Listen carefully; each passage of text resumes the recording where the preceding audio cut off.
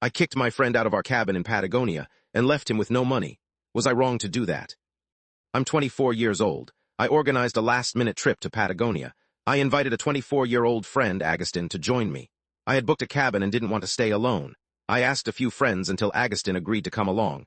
We didn't make an itinerary. He refused to meet up beforehand. Throughout our time there, several incidents created tension. The biggest one was a planned 5-hour mountain trek. We got a very late start that afternoon. Agustin slept in all morning, despite our agreement to wake up early. He was cranky and refused to get up. To keep the peace, I made us breakfast. When we got to the trailhead, Agustin got cold feet. A stranger warned us not to start so late. I suggested we ask the Park Information Center for advice. Most people agreed we had enough time, so we went ahead. I told him I was fine with turning back if he felt uncomfortable. He then claimed, "I'm not worried about me trekking, I'm worried about you trekking," which felt like a deflection.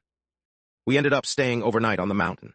Agustin refused to camp at first. He suggested I sleep alone and hike back down by myself the next day, so he could descend immediately. I knew it was a bad idea to descend in the dark. I reluctantly agreed to go with him so I wouldn't trek alone. He rushed me to hurry up with my photos and leave. But that's not even the worst part. While I was taking pictures, he dove into the lake. Then he smoked a blunt with a stranger. And then he abruptly decided he was willing to stay at the campsite after all. His behavior at the campsite was disrespectful. He wanted to urinate right next to our sleeping area because it was cold. When I asked him to go farther away, he got upset. He ripped my sleeping bag off me in the freezing cold. He then smoked cigarettes right beside me multiple times during the night. He didn't even ask if the smoke bothered me, despite my previous requests for him to wash his hands because they smelled of smoke.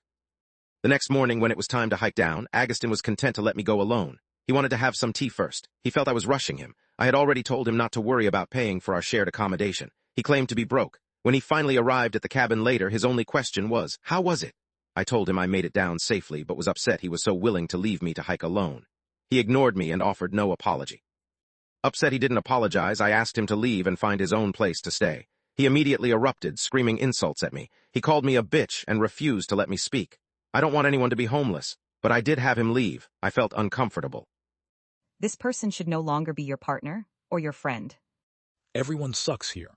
Whoever you are talking about was definitely not happy about taking part in that trek and made it your problem. You suck because you completely disregarded.